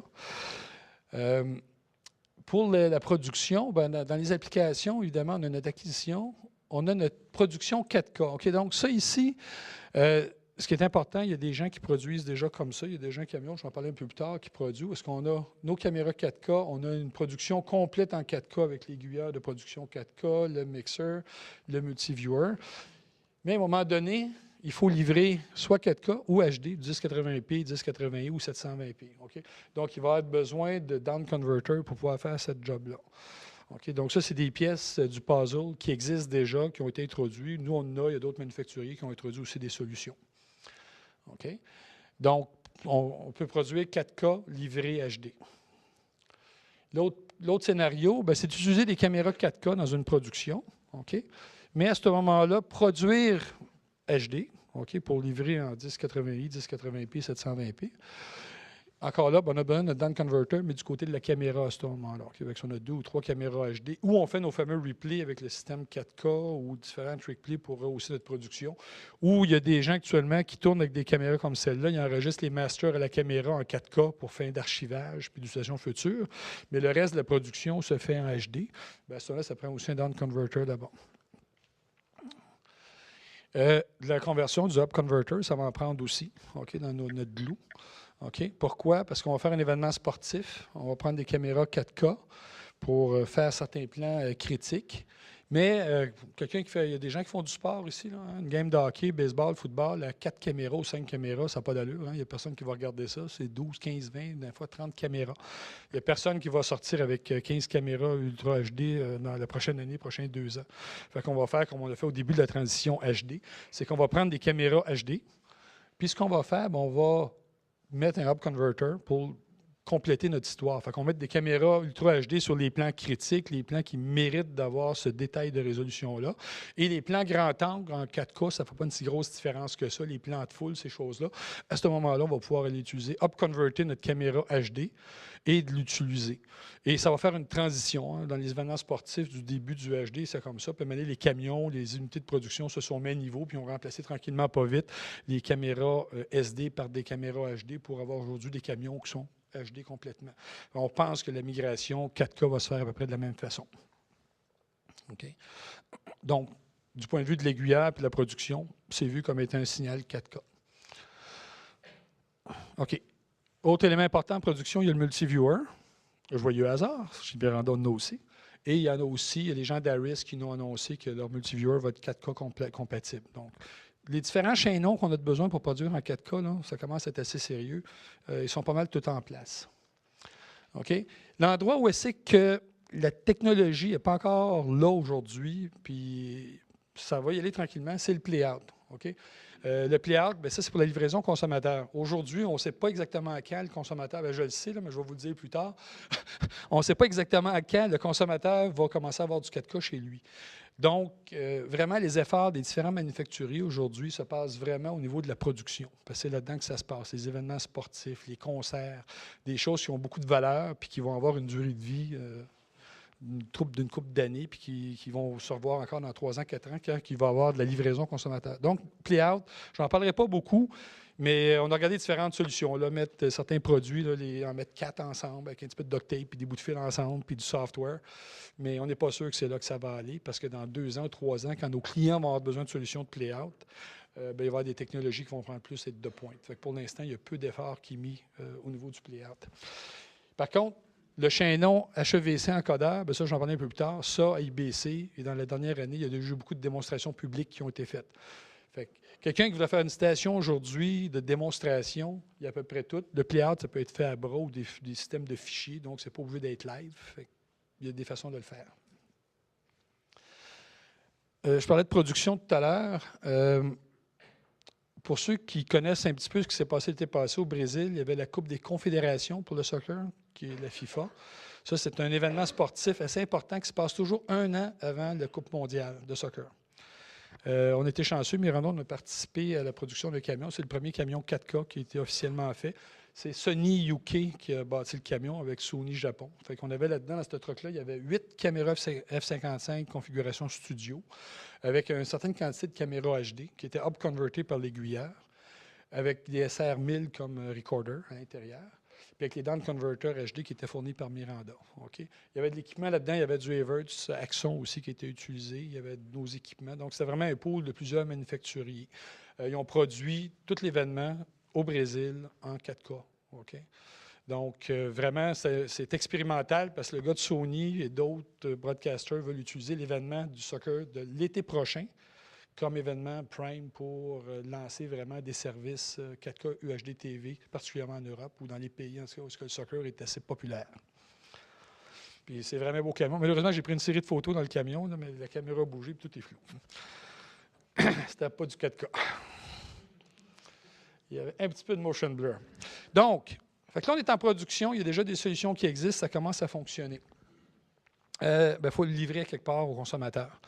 Donc, il y a des solutions satellites. Actuellement, il y a beaucoup, particulièrement en Europe, là, en Amérique du Nord, malheureusement, et, les gens, les gros opérateurs, que ce soit DirecTV ou, j'oublie le nom de l'autre opérateur au studio satellite, ils ne font pas des gros efforts de ce temps-là. Ils ont annoncé des choses, mais il n'y a pas d'expérimentation. En Europe, il y a 3 opérateurs majeurs, en fait, j'oublie un qui est Astra, qui n'est pas là, qui ont tous des canaux 24/7 de test pour le 4K. Ces gens-là, les Européens, là, ils veulent être les premiers à faire le 4K UHD TV. OK? Ils sont assez sérieux. Donc, ce qui est intéressant dans ce tableau, je ne vais pas dans le détail, mais ça montre un petit peu actuellement, si on regarde le nombre de canaux à 4K 50 Hz, je parle d'européens, fait qu'on parle de 50 Hz ici, par rapport au DVB-S2, les transpondeurs actuels, le nombre de canaux actuellement à MP4, on parle de 3 canaux à peu près par transpondeur. Si on s'en va avec le HEVC, on parle de 4 à 5 canaux 4K par transpondeur, ce qui commence assez intéressant, qui se rapproche. Puis il y a déjà des gens qui parlent de DVB-S3 pour le futur, parce que là, on pourrait aller jusqu'à 6 canaux. Okay? Donc, la bande passante pour livrer à la maison par satellite du 4K UHD-TV est là. Il n'y a pas de problème technologique de ce côté-là. Okay? Donc, Intelsat, eux autres, ce qu'ils font, ils ont un test actuellement, c'est pour de la contribution, des événements sportifs. Okay? Donc, c'est un lien 422 10 bits, environ à 100 mégabits. Okay? Donc, ils ont pris des encodeurs, eux autres, dans leur cas, je ne me trompe pas, c'est des encodeurs Ericsson. Ils en ont 4 mis ensemble avec des connexions électriques entre les encodeurs. Même chose pour les décodeurs. Puis, ils envoient ça. Ils envoient à peu près 25 mégabits pour chacun des cadrans d'image. Okay? Donc, actuellement, ça fonctionne. Ils ont un canal de test pour des événements sportifs. Ce qu'on voit actuellement, c'est qu'on a à peu près toute la chaîne ici. Je vais mon petit. Oui, mais c'est expérimental. Hein? C'est expérimental. OK. Ce qui est intéressant, actuellement, les autres, le Playout Source, c'est un fichier, là, donc c'est un serveur, un Firebase, fait qu'il n'y a pas de production live pour leur canal de test. Encodeur, modulateur, OK. Mais il n'y a rien de neuf là-dedans encore. Là, OK. C'est déjà de la technologie de HD 1080p 60 qu'on utilise aujourd'hui, légèrement revampé. OK, donc, on utilise encore des transports stream en ASI. On envoie par le lien satellite les mêmes transpondeurs avec des caractéristiques d'aujourd'hui sur 4 liens. On a un démodulateur, puis on fait le process inverse de l'autre côté. OK, donc, pour les gens qui veulent faire de la contribution, quelqu'un qui va être au Brésil, qui va à l'événement sportif, il l'envoie dans le lien satellite, puis il va le recevoir à Paris ou à Londres. Ils ont déjà ce qu'il faut pour le faire. Ispasat, ça c'est encore un opérateur européen en Espagne ou au Portugal, je ne suis pas trop sûr. Eux autres, ce qu'ils ont présenté, ce qui est encore plus intéressant, c'est vraiment ce qu'ils veulent livrer à leurs consommateurs, à leurs clients, à leurs téléspectateurs. Donc, eux autres, leur test en HEVC, H265, en bas de 20 mégabits. Okay? Ça, c'est aujourd'hui avec les technologies d'aujourd'hui d'encodage. Okay? Aujourd'hui, quand on regarde un lien ATSC de bonne qualité, on parle d'à peu près 15-20 mégabits, 14 mégabits. Donc, on n'est pas loin de passer du 4K où est-ce qu'on passe aujourd'hui un signal 1080i ou 720p. OK? C'est sûr et certain que les encodeurs HEVC, là, ça commence. Éventuellement, les gens vont développer un peu comme on l'a fait avec les MPEG-2. Les premiers encodeurs MPEG-2, ça prenait beaucoup de bits, c'était pas très efficace. Avec les années, les ingénieurs ont trouvé des stratégies. HEVC est très prometteur dans ce sens-là. OK. Eutelsat, même chose, un encodeur, eux autres sont en contribution avec des encodeurs MPEG-4. Un peu plus de débit, c'est 40 mégabits à peu près par canot qu'ils utilisent. OK.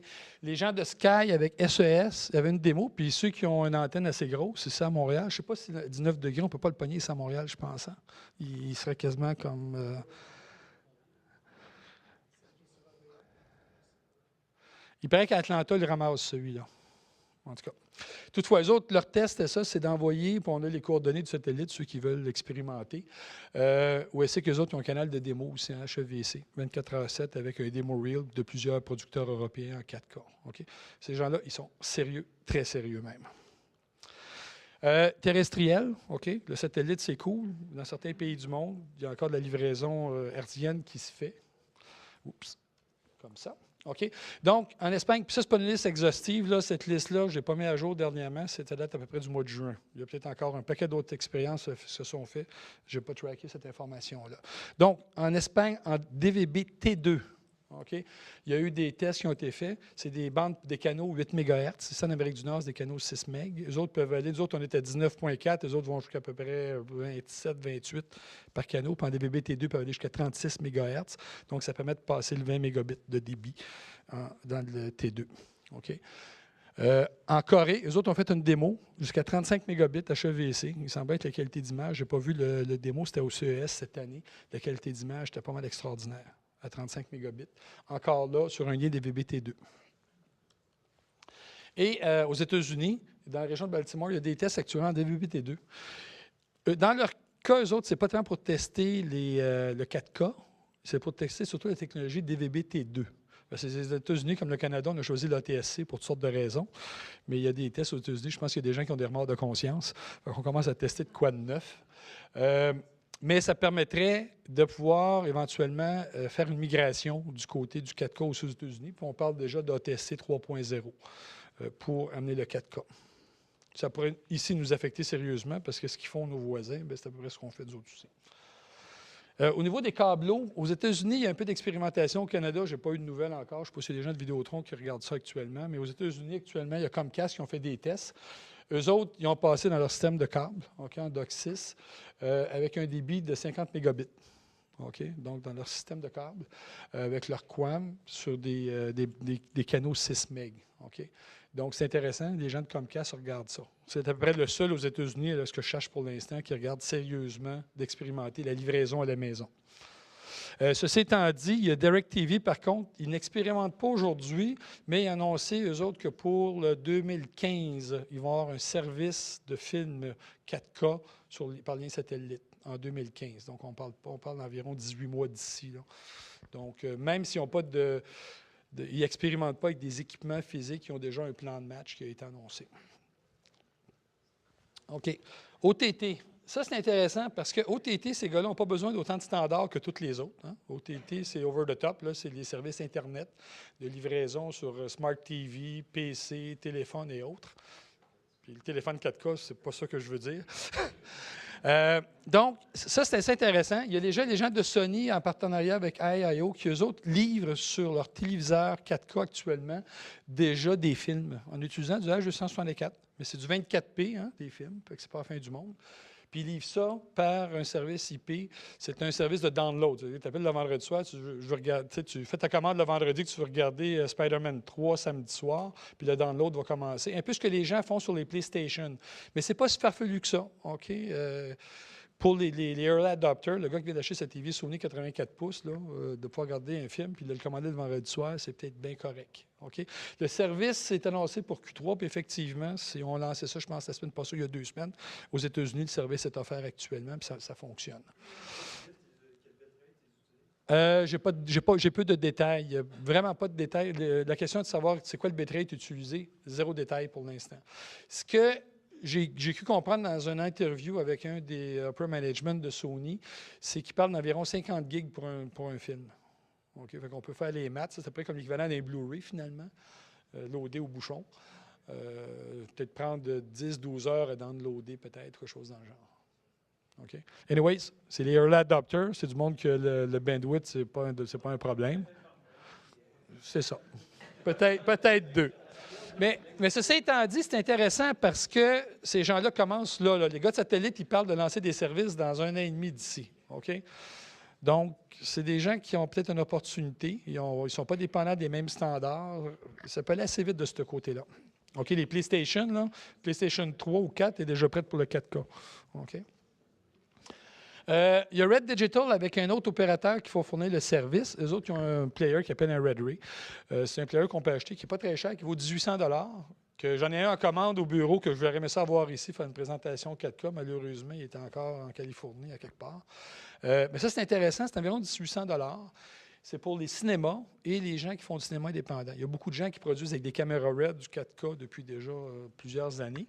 C'est une boîte pour pas très cher, ils vont pouvoir acheter, brancher sur un téléviseur Sony ou autre, puis de pouvoir présenter leur contenu 4K. Ce qui est intéressant de ce player-là, il supporte les 24, les 30 puis les 60. Ça, c'est vraiment intéressant, puis c'est pas très dispendieux. Red Digital fait le hardware, puis les gens d'Audamax, eux autres, vont s'assurer de faire le service, la livraison pour les salles de cinéma ou les résidences, ceux qui veulent s'abonner à des services, ceux, les rich and famous, qui ont encore là que le budget, jamais un problème. Et il y a Netflix aussi qui a annoncé des services 4K d'ici quelques années.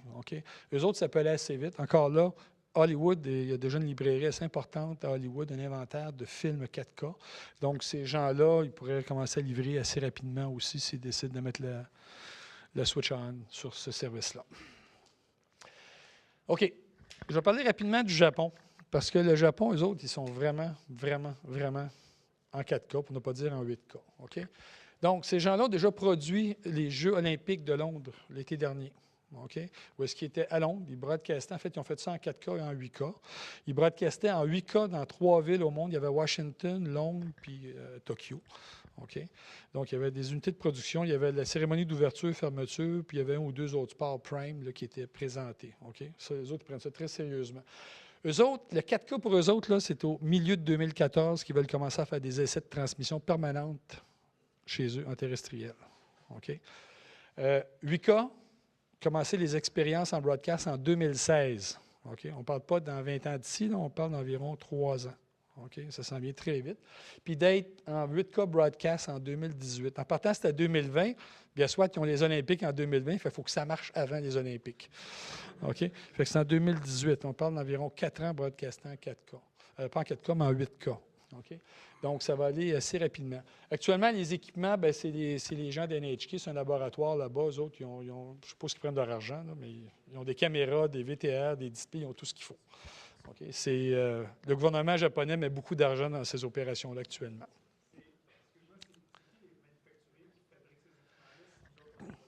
En fait, les gens, dans le cas du NHK, il y a les Sony, il y a les Kigami qui fournissent des équipements de laboratoire.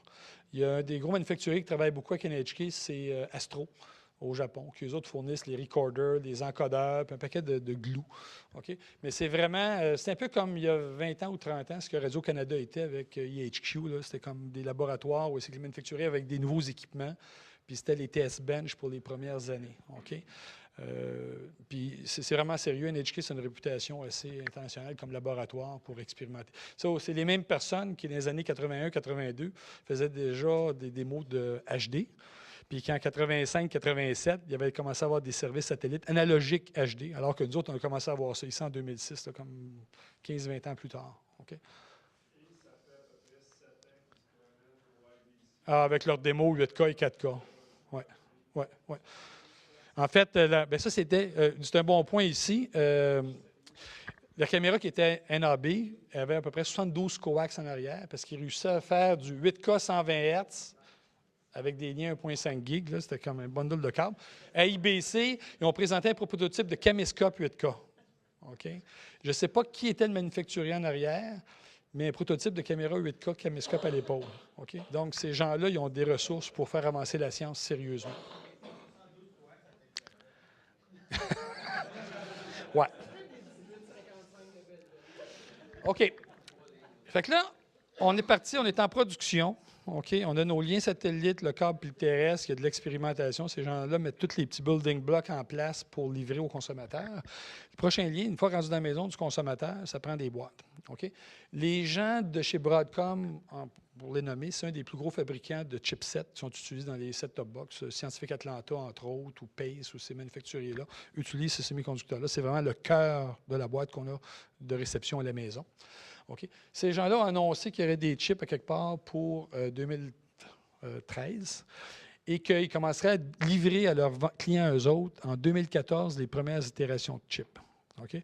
Bon, une fois que le gars de Scientific Atlanta ou de Pace a des chips, il fait des boîtes, il livre à Vidéotron, à Cogeco, ces gens-là, ils ont toujours à peu près n'importe où entre 9 mois et 12 mois pour bâtir les middleware, le système de grille horaire qu'on a, le guide d'usager, ces choses-là. Pardon? Le PCIP. Donc, ça ne se fait pas overnight. Le temps aussi que les boîtes soient testées dans le réseau, parce que chaque opérateur de câble ou de satellite a des caractéristiques à leur propre réseau. Donc, tout ça doit être testé. Fait qu'une fois qu'ils reçoivent les boîtes, qu'ils l'implémentent, n'importe où entre 9 et 12 mois. Ce qui arrive à peu près, puis j'ai eu la discussion avec les gens de Pace à IBC, puis ils m'ont confirmé qu'eux autres, ils pensent que les premiers services aux consommateurs, les premières boîtes que les opérateurs en Europe particulièrement vont être prêts à livrer, qu'on pourra aller chez Future Shop, quelque part à Paris, ou à la FNAC, en fait, vont pouvoir aller chercher des récepteurs 4K. On parle de début 2015, milieu 2015 à peu près. Ceci étant dit, 2014, il y a un événement sportif important, je t'ai parlé tout à l'heure, la FIFA puis le soccer.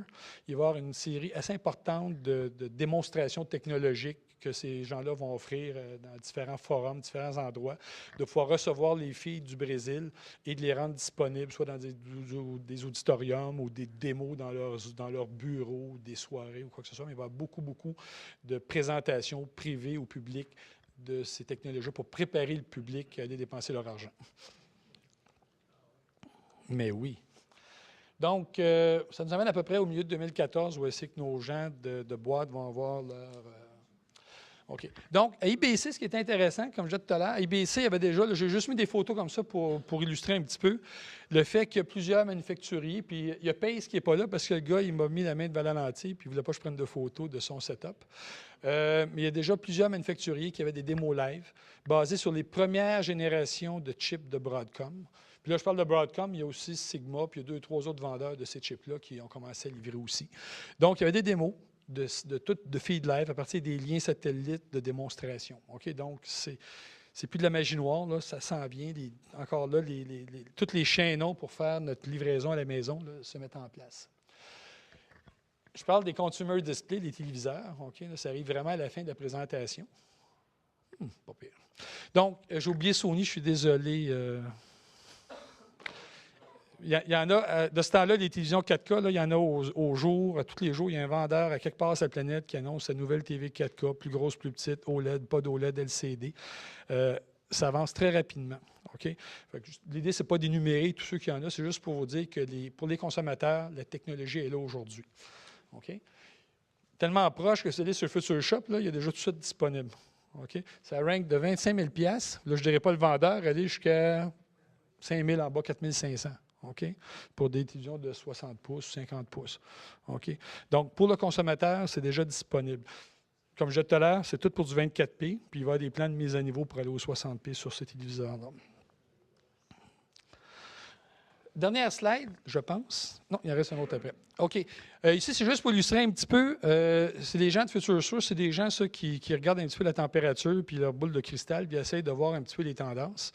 OK. Ce qu'eux autres nous ont l'air de nous dire, c'est que les télévisions 4K UHD TV, d'ici 2020, ça devrait représenter à peu près 15 du total des ventes des télévisions HD. Puis si on regarde ici la courbe, puis ces gens-là, ils n'étaient pas trop pires dans le passé, parce que ici, on parle des téléviseurs de type 720p. On a l'ISD ici en 2009, les ventes ont commencé à fondre sérieusement. Les téléviseurs 720p qu'on a vus, qui étaient du HD, là, mais 720p. Puis les télévisions 1080p qui ont pris... bon, ça y est, la batterie est morte. Non. Les 1080p, on peut voir que ici, c'est vraiment mainstream. Puis on commence à voir émerger, là, à partir de 2015, la batterie est morte. On commence à voir de 2015-2016 en montant une pénétration des displays. Okay? Puis on parle que 30 à peu près de ces téléviseurs-là vont être 50 pouces et plus. Okay? Parce que je disais tout à l'heure, l'Ultra HD, ce qui est cool, c'est d'avoir une grosse TV. De remplacer une 50 pouces par une autre 50 pouces, c'est pas winner.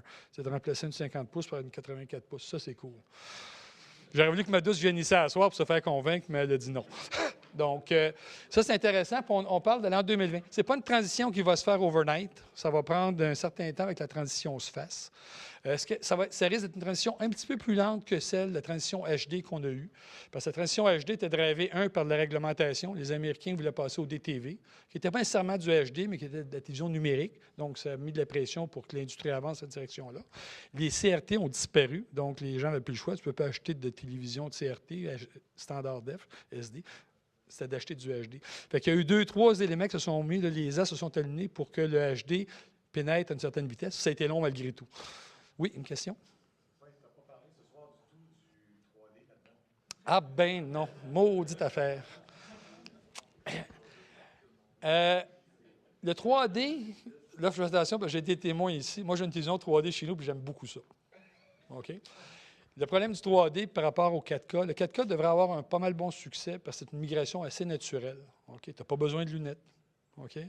Le téléspectateur devrait vraiment voir le bénéfice. Okay? Le 3D, le problème, c'est qu'à une certaine époque, il y avait des problèmes de livraison de contenu. Il y a des gens qui ont essayé de nous fourguer le 3D en nous disant qu'on regardait les nouvelles puis les soaps en 3D continuellement. OK, ce n'était pas le cas. Le 3D a des succès encore aujourd'hui quand c'est du documentaire, des événements sportifs ou des événements qui se prêtent bien à ça. Le 3D peut vivre en 4K aussi. Il y a déjà encore des films qui sont présentés en IMAX, qui sont tournés en 4K ou en 2K, qui sont livrés en 3D aussi. Donc, le 3D va avoir sa vie, okay, indépendamment de ça. Ceci étant dit, si on va acheter les télévisions Sony, là, pour les nommer, les nouvelles télévisions Sony 4K, guess what, ils sont toutes prêtes pour le 3D aussi avec des lunettes passives. Okay? Donc, un n'empêche pas l'autre. Okay? De façon commerciale, est-ce que le 4K va avoir plus de succès que le 3D? Je pense que oui. OK? Une chose importante aussi, on n'a peut-être pas parlé beaucoup, là, mais la production 4K, c'est une migration assez naturelle. On prend une caméra, on passe à une autre caméra qui fait la même chose. Peut-être que les directeurs photo devront réapprendre à cadrer parce qu'ils vont être plus proches, pouvoir donner un peu plus de texture à leur image. Le 3D en production, je ne sais pas s'il y en a qui ont fait ça ici, là, mais c'est pas si facile que ça, là, la registration puis le workflow en 3D, c'était pas la joie. OK? Donc, c'était un showstopper assez sérieux. Pour faire du prime time, là, pour faire beaucoup de télévision. Ceux qui font du VOD, ils ont encore des bons succès. Fini le 3D? Moi, j'aime ça. OK. Donc, OK. Question and answer, puis j'ai mis une dernière slide rapidement. OK. Les événements à suivre en 2014. OK. Il y a 2 événements particuliers. Les Jeux olympiques. OK. Il y a déjà un certain nombre d'annonces d'équipements 4K qui vont être utilisés pour de la production. Il y a beaucoup de gens en Europe encore particulièrement, et certains Américains, qui veulent apprendre comment produire en 4K puis en Ultra HD. Ces événements-là sont extrêmement importants. Ça permet de faire du stock footage pour les 5 prochaines années, ou en fait les 4 prochaines années à venir. Puis ça permet aussi d'apprendre et de tester les technologies. Donc, il y a Sochi qui s'en vient. Il y a la FIFA au Brésil qui a déjà été annoncée, qui est le Sony qui est un des gros commanditaires sur cet événement-là. Puis, il y en a quelques-unes autres qui vont être annoncées. Des événements sportifs de Wimbledon a été fait cette année, va être fait l'année prochaine aussi. Fait qu'il y a un nombre d'événements très, très, très à grande valeur, des événements mondiaux qui vont vraiment là, être produits en 4K dans l'année qui s'en vient. Y a-t-il encore des questions? Bien, il faut que je le négocier après. Moi, je ne suis pas bon des négociations. Non. Moi, j'ai une question. Si ta blonde est d'accord, là, tu t'achètes une TV 4K bientôt? Ou quand? Je ne suis pas sûr. En fait, il y a peut-être. En fait, la TV 3D, c'était pas pire parce qu'en termes de beaux dollars, j'ai à peu près break-even. Ça m'a coûté un petit peu d'argent, mais je n'ai pas tout dit. Fait que ça, c'était pas pire. La TV 4K, il faudrait, même que le seuil du 3 000 pour une 70 pouces, ça arrive, là, peut-être 4 000. En fait, j'ai déjà une caméra qui est 4K ready. Là. Je me suis acheté une caméra de ce gars-là qui est 4K ready. Puis, on s'enligne tranquillement. Moi, j'aurais une autre question. Le cinéma a fait un gros push pour le 3D. Puis tu parlais un peu tout à l'heure que le 4K, c'est encore une fois le cinéma qui ont amené ça. C'est-tu les gros pushers, ou ceux qui vont vraiment pousser la technologie, c'est-tu le cinéma encore? Ou ça va être les broadcasters, productions et compagnie? En fait, pour les cinémas aujourd'hui, pour le cinéma, c'est assez intéressant. Dans le cas du cinéma 4K, les salles de cinéma numérique 4K, il y en a environ 15 à 18 000 d'installés au monde, selon à qui on regarde et qu'on parle. Ça commence à faire une install base qui est assez intéressant. Les gens d'Hollywood tournent quasiment tout en 4K maintenant, malgré qu'il y a encore beaucoup de livraisons 2K, parce que le workflow 4K, faire un film de 3 heures, c'est beaucoup de storage. Fait que ces gens-là poussent beaucoup pour essayer de chercher une qualité d'image supérieure. Qu'est-ce qui va pousser chez le consommateur? C'est quand le gars de ESPN va faire un événement sportif en 4K. Ça va être un déclencheur extrêmement important. Parce que les films, c'est cool. Les gens vont mettre un petit peu d'argent pour avoir du 4K. Mais même que le football, le Super Bowl arrive en 4K, là, cette fin de semaine-là, la vente de TV et d'abonnement au service 4K là, va probablement faire skyrocketer. C'est ce qui était arrivé d'ailleurs avec le HD. Quand ESPN est arrivé avec son service HD, on a vu rapidement dans l'industrie que l'adoption est passée de la vitesse correcte là, à la vitesse grand V. Fait que ça va être vraiment eux autres. Parce que les films, c'est cher, mais est-ce que les gens vont partir puis aller dépenser 4-5 000 sur une TV, le service de download? Peut-être pas. Mais pour le Super Bowl, money is never an object. On mangera moins de popcorn, moins d'ailes de poulet, mais on va avoir notre TV 4K. Ouais. Puis encore là, juste faire une parenthèse là-dessus, les services de films 4K comme DirecTV, ça va être facile, c'est du Firebase. Ces gens-là vont avoir un serveur bourré de films qu'ils vont aller chercher dans les inventaires des dernières années. Ils vont pouvoir mettre ça en onde. Il n'y a pas nécessairement de play-out, c'est tout du offline, fait que ça se met bien en onde. Mais pour le gars d'ESPN, il y a des gros défis. Parce que de partir de la caméra, puis toutes les autres, il faut qu'ils vivent toute la chaîne. Ils ne peuvent pas enregistrer, faire de la post-production, puis livrer la game de football la semaine d'après. Donc, ça ne marche pas. Il faut que ça soit live. Fait que les autres, c'est ceux qui ont les plus gros défis actuellement. Comment ils vont faire pour livrer? J'avais une autre question. Je lisais récemment que Netflix sont rendus dans 40 pays. Puis là, tu mentionnais qu'eux autres, ils seraient intéressés éventuellement à faire du 4K over IP. Fait que j'imagine, eux autres, ça va être un gros push aussi pour le 4K. Puis quand est-ce que tu vois ça, le 4K IP? Pour l'instant, je ne le sais pas. En fait, en livraison comme Sony fait, en livraison différée, si on veut, ça peut se faire assez rapidement. OK, ça peut se faire quasiment tout de suite. La livraison live, il y a des questions de bandwidth, puis je ne suis pas sûr qu'en Amérique du Nord, ça peut être assez inégal. Peut-être les grands centres urbains aux États-Unis, Los Angeles, New York, pourraient les avoir. Mais Netflix n'a pas encore donné de date fixe pour ça. Ce qu'ils ont dit pour cette année, ils vont faire ce qu'ils appellent du Super HD, je pense, qui est du 1080p plutôt que du 720p. Fait qu'ils ont fait des annonces pour le 4K, mais ils n'ont pas donné de milestone quand ils vont livrer. Non. En passant, pour le gars de Netflix, pour livrer dans les Smart TV, ça prend des clients qui ont des Smart TV 4K et aussi des Apple TV Box ou des Roku de ce monde en 4K, ce qui n'est pas là encore non plus. Tu avais une question ici? Un peu dans la même optique, on parlait tantôt de la distribution, tu nous as donné plusieurs exemples de labos qui se font en Europe, un peu aux États-Unis, tout ça. Puis les set-top box aussi, les chipsets qui sont prêts, puis que dans 6 mois, 1 an, on devrait avoir des set-top box qui vont être donnés en labo au câbleau, tout ça. Sauf que, de façon réaliste, là, si tu donnes un target au pif, disons un canal de sport canadien, 4K, avec toute la chaîne. Canadien. Quand est-ce que tu vois ça? Canadien. Ben, c'est ça. OK. Ben, gars, pour l'instant, probablement de 3-4 ans à peu près. OK, pour un canal de sport, oublions le Canadien, parce qu'ici au Canada, si on regarde la transition HD, ça a pris presque 1 an de plus avant qu'on ait des opérateurs. Mais nord-américain, le gros opérateur, c'est le gars d'ESPN. Ils ont déjà annoncé qu'ils ont droppé leur canal 3D dernièrement. Puis toutes les ressources sont shiftées pour aller du côté de l'étude puis de la préparation du 4K. OK? Probablement que d'ici environ, eux autres, ça va prendre des clients qui ont des yeux rivés à TV, puis on parle d'à peu près 2015. Fait qu'il y a à peu près 1 an et demi, presque 2 ans d'ici. Par le temps qu'ils installent et que ça marche. Fait que je dirais 3-4 ans, ESPN devrait être là avec un service live de sport 4K UHD TV, d'après moi. Puis encore là, c'est ma boule de cristal. On regardera l'enregistrement. Là. On était le 24 septembre 2013. On verra dans 4 ans d'ici. Est-ce qu'il y a d'autres questions? Alors, mon cher Sylvain, j'aimerais te remercier au nom de la SMPT de Montréal.